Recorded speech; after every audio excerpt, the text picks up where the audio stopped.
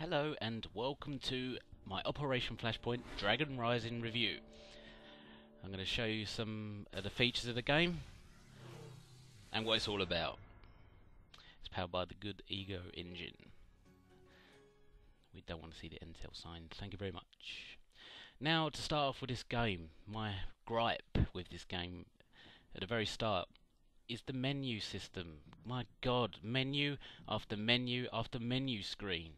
Literally, you have to go through about 5 menu screens just to get to the multiplayer section. I'm going to show you. So there's one menu screen. Here's another. This is your options. So let's go into multiplayer.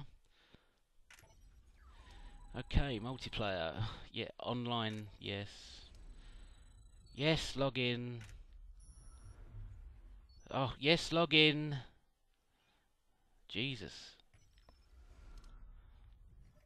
Now browse servers. Fucking, it's just ongoing. It really is ongoing. There, we'll finally be able to view the games after fucking 5 menu screens. We can actually view some multiplayer games, and there's 2 at the moment. Like I say, Codemasters have pretty much stopped support for this game. They really have just give up.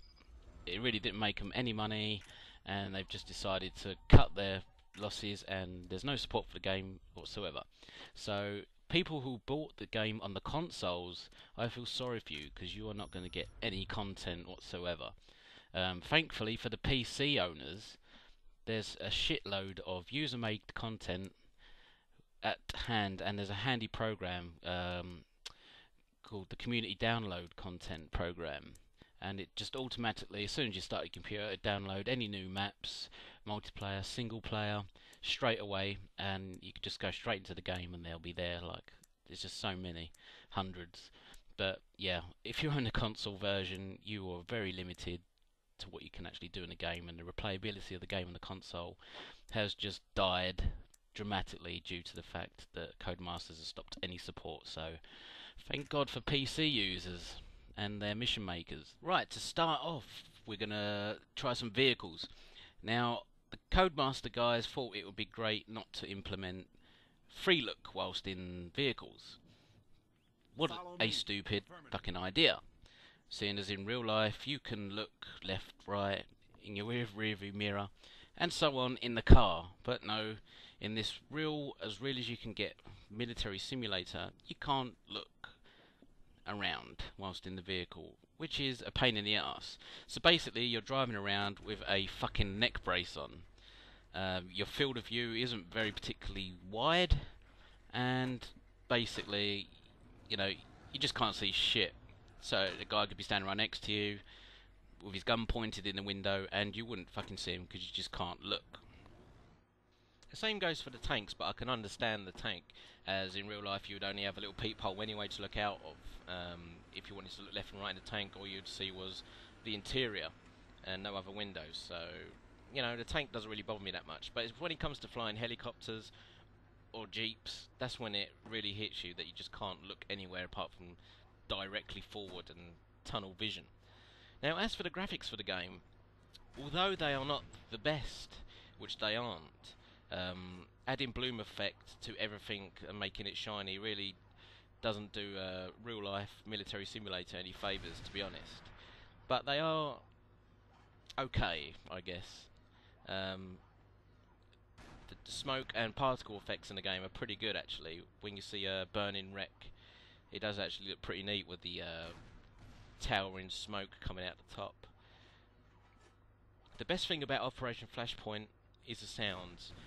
Now, I know from following the development of the game, because it took about 4 years to make, that they actually went out and recorded real life components for the game. So they actually recorded real Humvees and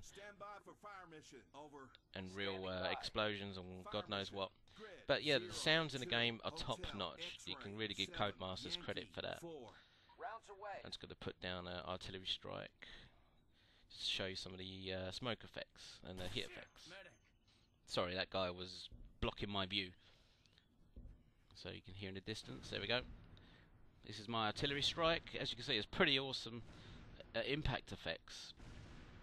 and you really wouldn't want to be amongst that as it is coming down on top of you. Let's put J down. Grid 02 Hotel. Get the old binoculars, get the old laser sight on the go. Gas inbound.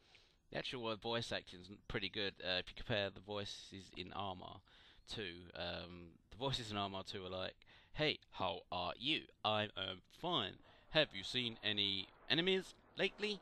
You know, but in Operation Flashpoint, Dragon Rising, the voice acting is pretty good. So like when you select to be quiet and stuff, I mean, they'll actually talk quiet. So I'm going to show you real quick how long it takes for someone to die. Seriously, how many shots in the arse can you take? Fucking, he must have an iron plate on his arse. And I've just shot him in the head 4 times and he's still going. Don't worry, pal. It'll be over soon. Sorry. It'll be over soon. Shh. Rest now, rest. Now, what Operation Flashpoint Dragon Rising does do well is infantry combat. Infantry combat in this game is pretty intense and really does immerse you in the fact that you have bullets whizzing past your face. You know, the sounds and the particle effects are really well done, and they really do bring you into the game. This is one of the user-made missions called East to West, and it's actually a really good long battle. Basically, you've got to run 25 kilometers to the airfield and fight your way all the way through. Just seen a helo go down. So over this hill there should be some PLA forces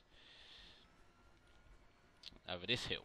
So like I say, yeah, you do a lot of running to get anywhere. I mean, the fact that the thought that I've got to run 25 kilometers to get to the airfield is just sickening. But I'll be fighting all the way, so I suppose it will be Tank identified. Tank identified. Let's just wait for this fucking tank to get over the hill and start firing. Fire!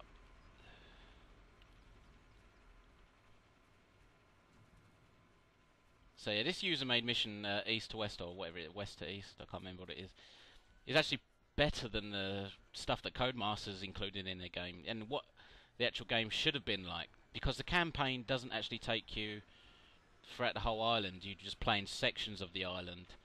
But it's thanks to users like, mission makers like the guy who made this, that it includes the whole island.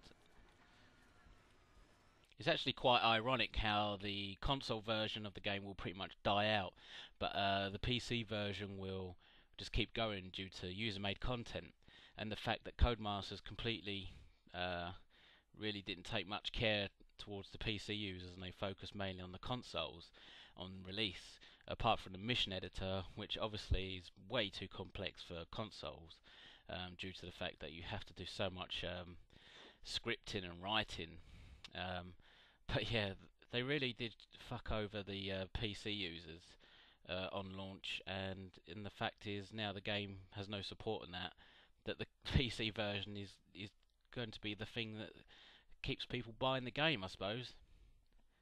It's just a shame that the PC mission makers can't make missions for the console users, but unfortunately Codemasters changed the mission file format that the consoles use, so the PC version missions use different file formats to the consoles, which is probably, well, it was done on purpose because Codemasters planned a lot of downloadable content for the game, and now that they've stopped their support for the game, the console users are pretty much screwed, and the PC users will just carry on making their missions and God knows what else, and you know, the game will live on for a couple more years maybe. But for consoles, you buy the game, you do the campaign, you do the single player missions, and the very limited multiplayer missions that you can do are, you know, just won't keep you going for long. The good thing about the console is you can play the main campaign with up to 4 players, which is pretty good, but like I say, there's only 11 missions, the main campaign, so how long can that keep you going? So my final say on this Operation Flashpoint, as a military infantry simulator. It's brilliant. The firefights and stuff are really good. Graphics are mediocre, but for the size of the island, you can understand why it isn't overdone, because it's just a vast plain area. The sounds are top notch. You can't fault the sound system whatsoever. The environment, although the island is a bit samey, does have some points of interest, and the multiplayer on the PC will just keep going due to the fact of user made content. I can't stress enough how important that modding and mission making communities are to games nowadays. They really do add years to the life of games. So this is me signing off. Thank you for watching, and thanking you, Blizz.